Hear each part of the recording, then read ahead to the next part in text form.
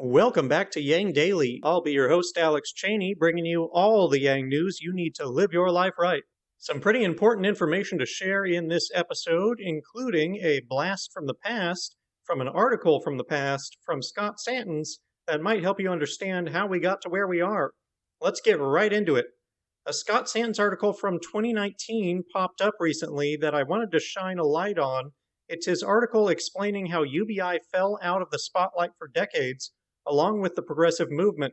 I won't go through all the details, but the TLDR is that Democratic presidential candidate George McGovern had UBI in his platform and really failed to defend it from specious attacks that it would leave the middle class worse off at a debate.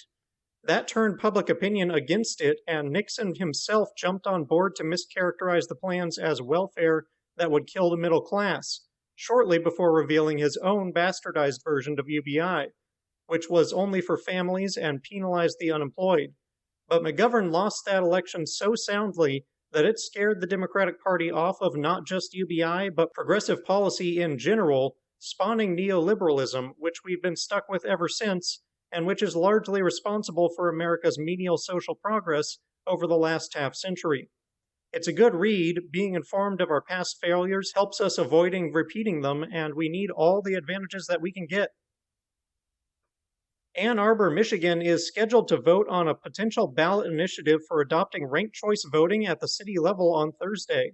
If the council votes it through, voters will get to vote on how they vote in November. If you've wanted to understand if or why the federal deficit matters, or what this MMT or modern monetary theory you may have heard about is, the MMT article below, written by 5 leading economists, may help.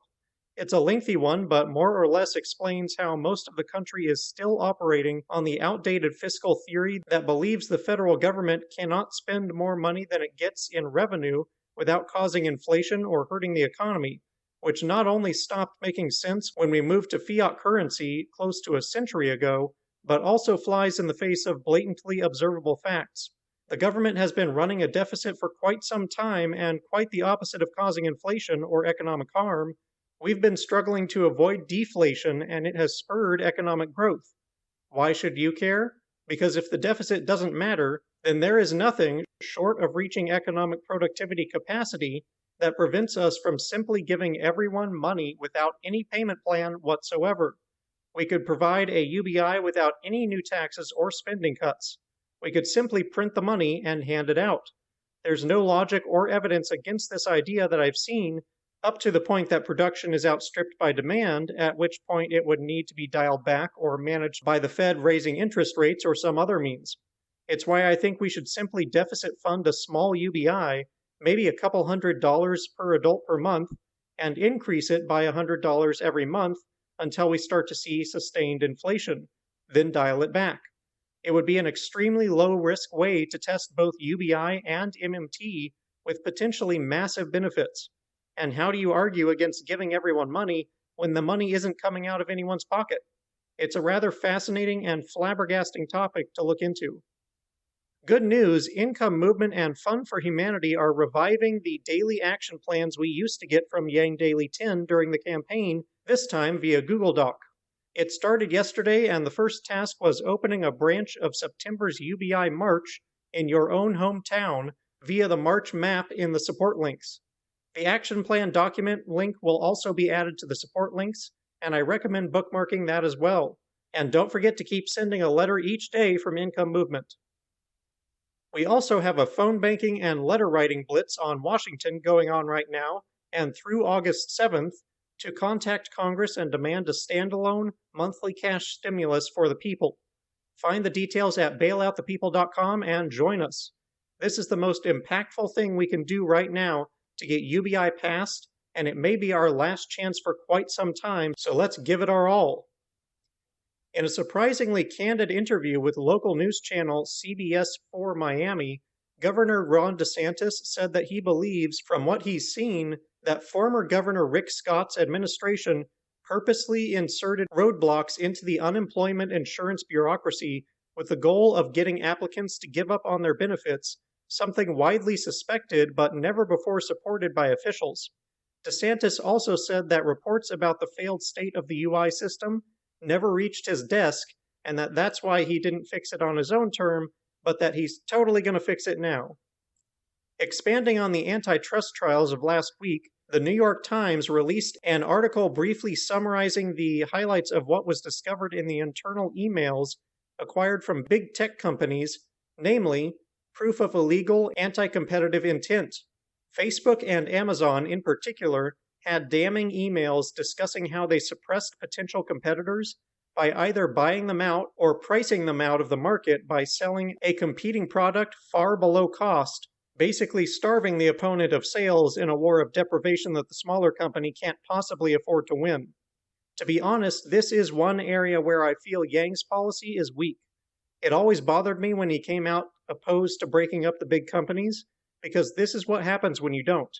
Judging by his recent conversations on his podcast, however, he seems to maybe be coming around on that.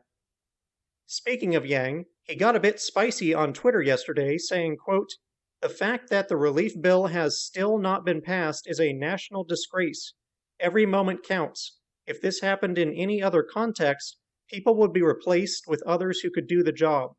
It's infuriating that our government is failing us so badly and on this scale. Our government has failed us at every stage of this pandemic, and there is still no real sense of responsibility or urgency. It's BS. Someone has got to go." End quote. I vote everyone who didn't sign on to the UBI bill should go, starting with Mitch McConnell. Avery Kim wrote probably the most comprehensive account of all the trials and obstruction Yang faced from the establishment during his campaign. It's a pretty dense article and contains most of Scott's thread of media blackouts, as well as how he was misportrayed by the media as a billionaire or tech entrepreneur or dismissed as a random man running for president and so on. It also addresses how he overcame those barriers to make a significant and ongoing outsized impact on American politics, and even federal legislation. Half the article is the works cited, so it's a good one to bookmark and refer to if you need to show some proof of how Yang was suppressed by the media. Finally, Yang's town hall with Alex Morse and Robbie Goldstein is available now at the link below, along with Nation Swell's Build Back Better conversation with Yang, Wes Moore, Leslie Leggett, and Marie Groark. Enjoy. And that'll do it for today's Yang Daily. Read, share, and bookmark the McGovern and MMT articles and the Daily Action Plan. Join in the DC Blitz. Help recruit other organizations to the cause and get everyone to sign the UBI petitions. Flood Congress and Trump with calls, tweets, and letters using the ResistBot or Income Movement easy contacts below. If you need financial help, consult Humanity Forward, the Income Movement Aid Database, United Way, or the H3 podcast thread. And don't forget to Yang Daily.